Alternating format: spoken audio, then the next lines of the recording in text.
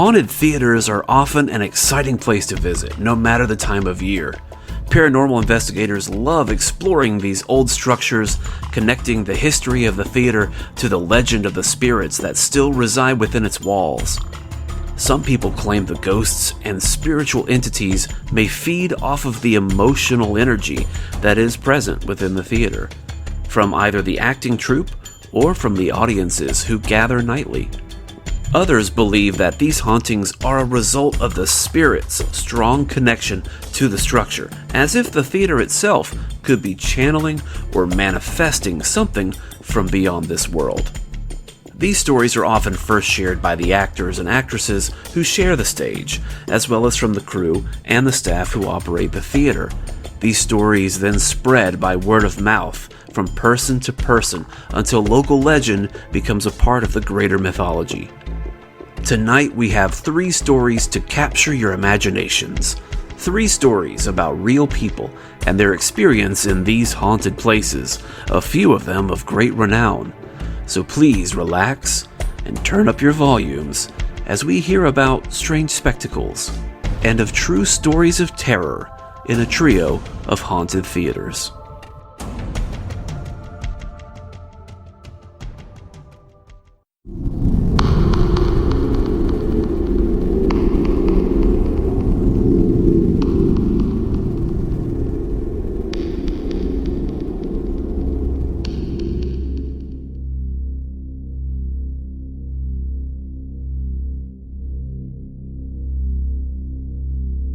So my personal paranormal story actually is a theater-related story and relates to what I had to do to immerse myself in a role that I did. It takes place at the Asheville Masonic Temple, which itself was built in 1915 and has had its share of paranormal experiences that have happened there. Apparently there were a fair few people that died in the basement due to a Spanish flu outbreak that happened. And there are many conspiracy theories that are encircled around the building itself, including a secret tunnel system underneath the building that connects a lot of the downtown government buildings. But apparently there are so many paranormal stories that they even opened up a supernatural museum in the basement that you can go visit. But my experience takes place in the theater on the 4th floor, I think, 3rd or 4th floor. And I was doing a stage version of a certain Shakespearean Scottish play. It begins with an M that you're not supposed to say unless you're doing it. And I was doing an adaptation where I was playing a Grim Reaper type character. I was playing the porter in this role, which has this big monologue about death and is a very creepy character. But I could not get the director to like what I was doing, so we kept going different ways with the performance, and the director found out that I was kind of a medium. Not enough to, like, read all this stuff and go that crazy with it, but I can get some shivers when I'm in haunted buildings. And the Masonic Temple definitely has some shivery places in it. But we were practicing a scene, and the director wanted me to be scary. So he said, what I want to do, I want to pull this performance out of you. He said, go to the back of the stage. This is a gorgeous 3D stage with, like, these drops that come down. And he said, I'm going to leave the theater. I'm going to turn off all the lights. I want you to sit on the floor and just embrace what is around you. And we'll see what kind of delivery we can get out of you. We'll see what kind of character comes out. So he was actually sitting in the theater with the lights off and didn't tell me. Just he was observing me. So I sat on the floor. And I don't like ghosts. I'm afraid of ghosts. I don't like ghost movies. They're not my thing. So I was like, I really don't want to do this.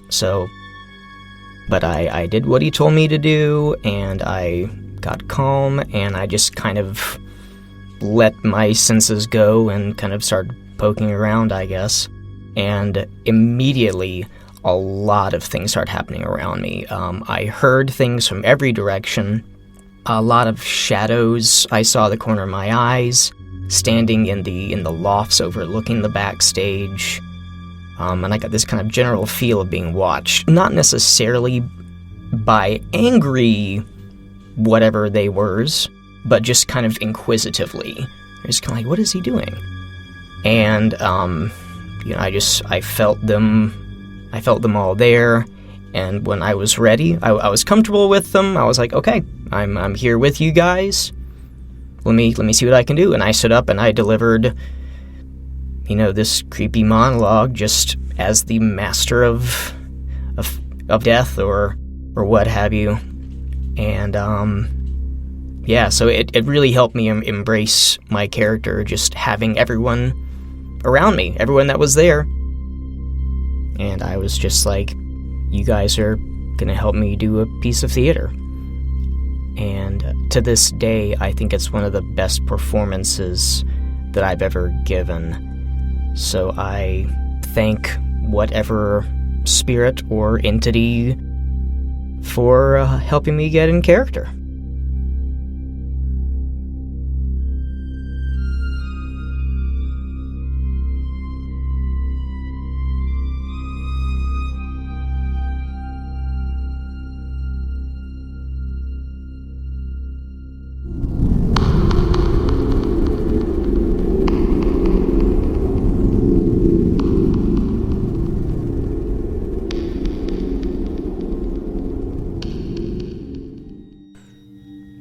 This second story comes from a book titled Roadside Revenants and Other North Carolina Ghosts and Legends by Michael Renegar.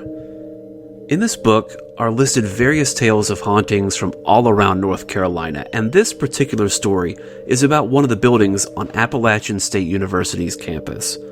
I was very familiar with this building, along with almost a dozen other haunted tales from all around campus. At the end of the story, I will share with you my experiences and perspective, and so I present to you The Legend of Greer Hall. IG Greer Hall sits on the east side of the Appalachian State campus. It's the home of the Philosophy and Religion departments and the College of Arts and Sciences. Greer was once the music building, and from this past, a ghostly legend has filled its halls for more than 3 decades. In the big auditorium, where an organization known as APS provides movies for the students, music recitals were once held. During one of those recitals, a certain talented young woman was scheduled to play. Her boyfriend, a former student, had promised to return to Boone that night to hear the recital just as he always did. He always sat in the same seat located in the middle of the balcony. The seat had a loud, resounding squeak, which had become their signal that he had arrived and was ready to hear her play. The young woman felt nervous that night that someone else might sit there, so she asked her friend to sit alongside and save her boyfriend's seat. The recital started while the woman waited backstage to hear the familiar squeak. She waited and waited. Her time came to play, but she asked others to go on ahead of her and let her wait for her boyfriend. This was to be her final recital, and she knew he wouldn't let her down by missing it. The recital drew near its end. Where was he? She couldn't wait much longer. Then she heard the squeak. A wave of relief swept over her. She went out on stage, gave her best performance ever. When she finished, she stood and bowed. Something was wrong. Through the loud applause from the audience, she couldn't hear her boyfriend whistling like he always did. She walked off the stage to learn the truth, and then her world shattered. Her boyfriend hadn't been there. He would never again come to her. He had died in a terrible automobile accident that night as he hurried towards Boone. But what about the seat squeak? Her friend insisted the seat had fallen open by itself and stayed open, though empty, the whole time. After that night, people heard strange noises in the auditorium, like footsteps, eerie voices, and bumps. The noises came from the balcony. The seat with the distinctive squeak was heard opening again and again. At times, the seat wouldn't stay closed. Then the ghost showed himself. During at least 2 rehearsals in the auditorium, the ghost appeared. Needless to say, the rehearsals were disrupted. Horrified professors recognized the dead boy. Some nights, ghostly music floated across the evening air. People said the phantom was at it again. Many have scoffed at this story, but a psychic researcher from the Rhine Research Center at Duke University sensed a spectral presence in the building a few years ago. She wasn't familiar with the story at the time. One night in April 1988, two APS workers were in the building after the late showing of a film. They counted the money from the ticket and snack sales and began to clean the auditorium. Suddenly, piano music came from the main level below them. They thought someone had been locked inside. The young man and woman went down to the stage. As they opened the door, one final note was struck on the piano, a note that hung in the air as the lights came on. The two workers couldn't believe they'd found an empty amphitheater. There was no way anyone could have hidden themselves so quickly. Then, from up in the theater above them came a series of thuds. The man and woman raced up the stairs, hearing the bumping even after they had entered the auditorium. No one else was there. The two workers locked the doors and left the building. Outside, they found a security officer and told him what they'd experienced. The officer led them back into Greer Hall. In the lobby, the big portrait of IG Greer hung upside down. Strewn from one end of the lobby to the other was the paper money from the cash box. While the officer searched the building, the two workers picked up the money. Not $1 was missing. The workers rehung Greer's portrait upright, and the officer rejoined them, having found nothing. All three heard a thud and a snap from the balcony. They looked at each other. The officer cautiously led the workers up the steps. One seat in the balcony's middle set was open. In it sat the trash bags the workers had been using. All three shook their heads, decided this was too much, and dashed down the stairs. The young man grabbed the cash box and headed for the door. The young woman paused to glance at the portrait of IG Greer. Once more, it hung upside down. The auditorium of IG Greer has been refurbished, and the old seats replaced with plush, spring-loaded versions. The ghostly squeak echoes no more. However, many people say they still hear footsteps on the stairs, and the portrait of IG Greer still has a tendency to turn itself on end. So from my experience, the building is indeed quite old and has been repurposed a time or two, but the theater remains generally intact. I've spent many mornings in IG Greer, sitting front and center for lectures and larger classes, as the theater seats many more than a standard classroom. I've even gotten to perform on the stage a couple times as a resident assistant during our training sessions leading up to the rest of the students arriving. To this day, the APS group still holds evening movies, and I'm sure people working there now have their own fair share of stories. While I have not spent much time there in the theater at night, I have spent a great deal of time there alone in the mid-morning hours. It was not unusual for me to have an hour between classes, so I might linger in my seat a while after the lecture was over, working on my notes from the previous class or studying up for a future quiz. When you're alone in that theater, it was not unusual for me to get the feeling that I was being watched, as if someone was sitting in a back corner somewhere that I was just not perceiving. I could never quite identify what it was that I was feeling, as you could usually tell if someone was coming in through the main entrance or from the sides of the theater. You could definitely hear if someone was rummaging around on the stage somewhere with the old floorboards and the voluminous echoes. Nonetheless, when I left there, or was left alone for a time, when the other students and the professor had departed, eventually I knew that I was being watched. At some point in my time at App State, I did hear about this legend, and my classmates had begun to confide in me that they too had strange incidents regarding the seats up in the balcony. Although the seats had been replaced long ago, they were still prone to either staying in the down position, as if someone was sitting there, or stranger still, they would pop up suddenly as if someone who had been seated had just departed.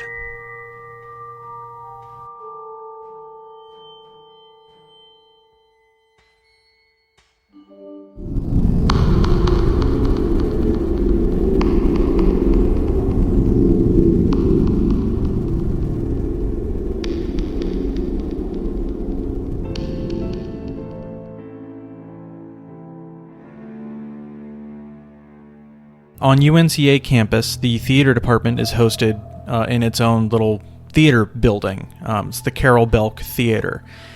And, ask anybody who has attended any theater classes, any theater student, they will tell you that that theater is absolutely haunted. Now, the most common answer is that the haunter, the ghost, is a female, often referred to as Virginia, and she really likes to mess with people, especially in reflections, whether it's a reflection off of a window or the three-sided mirror in the costume shop. That's an especial favorite of hers. You know, people have seen her all over that building. It's pretty well documented. So this is my sophomore year, or is it my junior year? I don't know. I'd been there for a few years, and my friends and I had always talked about, going into the theater at night and seeing if we could, actually experience some of this. Because we'd all individually experienced something, but we wanted to see if like, all of us could do some. So we went in with a plan. There was one of us who had been doing some studies on meditation, and then I, for a laugh, I had bought a Ouija board. And so we brought it into the theater. We had keys. We got in. It was around 11:30, 11:45. And all the lights in the whole building were off, except, of course, for the ghost light, which is actually a safety feature of most theaters. On the actual stage, it's basically a set of wheels with a bare bulb set on it, just so, people don't run into the stage or fall off of the stage. Not that we really needed one in Carol Belk Theater, because it was theater in the round and it wasn't raised up very high off the ground, but neither here nor there. The ghost light was the only thing on, and we left it that way. We set up around the ghost light, which was in the center of the stage, and we started off with just deep breathing exercises. A little bit of guided meditation from one of my friends who was with us. After a few moments, we asked out loud, "Is there anyone here with us?" Now, where the lights hang in this theater is actually a grid about 40-50 feet up from the stage, and it is actually a whole other floor where you can walk around, but it's you're standing on grates. You can see straight through it down 50 feet below. Now, each little 3-foot by 3-foot grid has its own individual grate, and when we asked, "Is anybody there?" the grid above us, all of the grates, started going crazy. It was as if somebody was running across the grid at their full speed, just back and forth, back and forth, back and forth. At which point we knew something special was going to happen. At this point, we all kind of look at each other and we're like, all right, well, it was a stupid idea, but let's pull out this Ouija board and see what we got. So we started asking questions. It was half serious and half not. We had all individually run into this being before. She was more or less playful. Things took a turn, though, when I asked Virginia if there was anybody else there. At this point, it felt like the whole room got cold before we even got an answer. I was not the only one to experience this, but it did affect me the most. The temperature, I felt like it dropped at least, 3 or 4 degrees just in a matter of seconds. And we got back the answer, yes, there is someone else here. And then we started asking questions about this other presence. It was a male presence. This presence had not been there as long as she had, but it was there with her. One of the stranger answers we got was that these two presences knew each other when they were alive. Take that, of course, with a grain of salt. This was college kids playing around with a Ouija board, but I truly do believe we had an experience here. Now, the part with me that stuck the most was when we finally asked what the name of the presence was. And I will never forget these following moments. It slowly spelled out the name Victor. And as it got to the R, I was struck with a feeling that I needed to get out of that building as fast as humanly possible.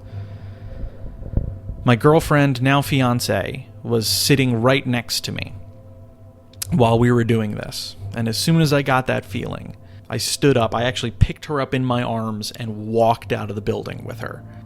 Now, the interim time, me getting up and picking her up, to me getting outside of the building with her, I don't remember exactly what happened. That is a blank spot for me.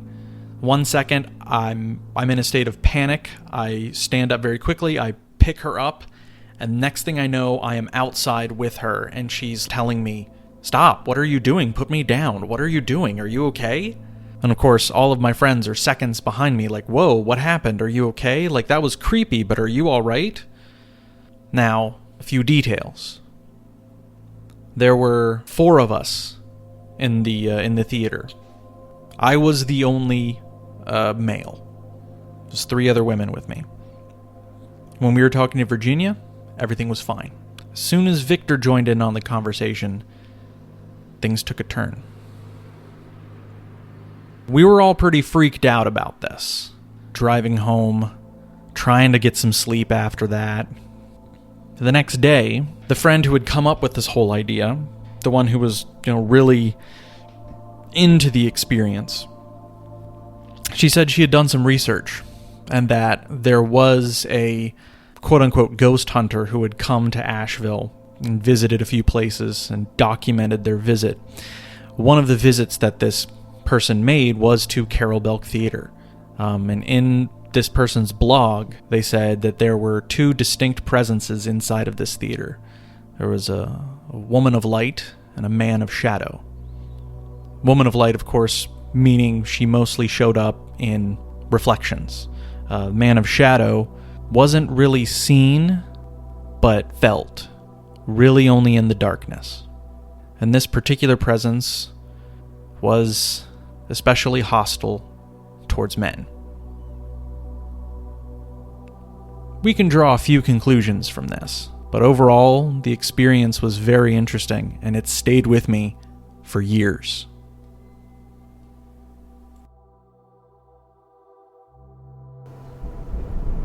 For more videos about the paranormal and the unexplained, please like and subscribe to the Oddities Observed channel.